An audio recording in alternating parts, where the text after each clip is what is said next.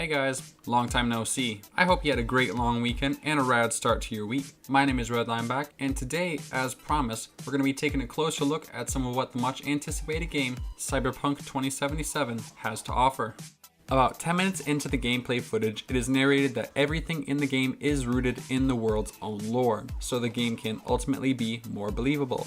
That is what we're going to be going over today. How believable, realistic, and immersive is CyberPunk 2077, and what steps does CD Projekt Red take to make the game this way?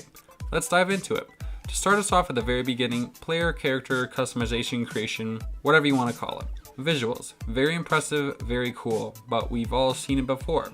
What's realistic about this aspect of the game is that you can customize your character's backstory. You have 3 different areas of your life and 3 different options for each, a total of 21 different ways you can choose to start your game. I don't know about you guys, but I think it's pretty realistic that we can choose to an extent to play as who we want to play as. Shifting our focus to the gameplay, Cyberpunk 2077 is a first-person game. It is narrated that this is because first-person is more immersive. Whether or not we'll be able to change our point of view and play in third-person is not known yet. There was no third-person footage in the gameplay, so I'm assuming not.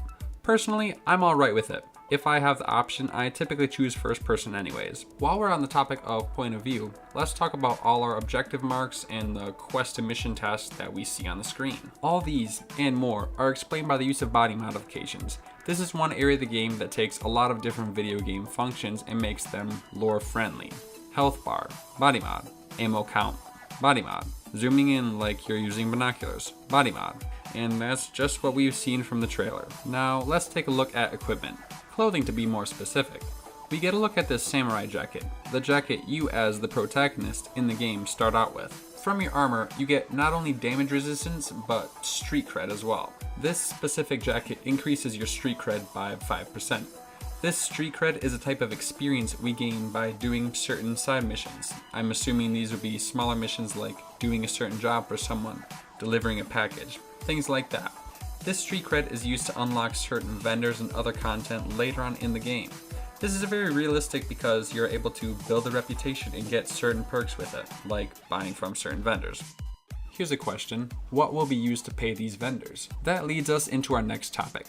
We will use eddies to pay in Night City. This is a slang term for euros. If you didn't know, euros are used today in Europe and a few other countries. I'm not positive why CD Projekt Red chose to use euros in Cyberpunk 2077 as opposed to another form of currency. Euros are what they use in Poland, where CD Projekt Red is based out of, but the game takes place in California. Maybe the story of how this came to be will be explained in the game. We are, after all, told everything has a reason. Time will tell, I guess, huh?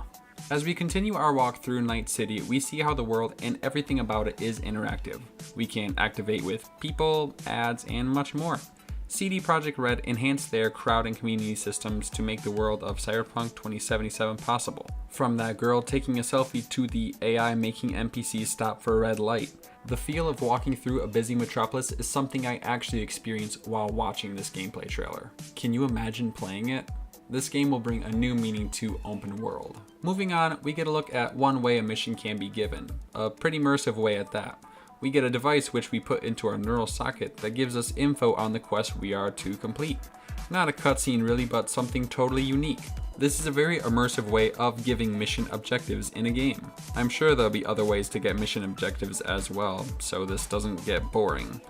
Moving on to an area of the game that looks great. Vehicle driving. We'll be able to use cars, bikes, and more to explore Night City with a clean, seamless transition from foot to vehicle and back to foot. This adds a new level of realism to the world of Cyberpunk 2077 and how we choose to explore it. Speaking of exploration, we can hack into the neural sockets and explore the minds of our targets. Huh? Did I push too much? Either way, we'll have the ability to get into the network of targets by hacking one of their allies. We can then get information on the entire network. This is a futuristic twist on extracting information from hostiles. Makes sense too that if you get into the network, you can get all of them. That's just about all the examples I've found for how Cyberpunk 2077 is realistic and immersive in its own world. I can honestly say that after the 10th time watching this trailer, I'm even more pumped than the last. Cyberpunk 2077 is looking great so far, and I am hyped for it to come out.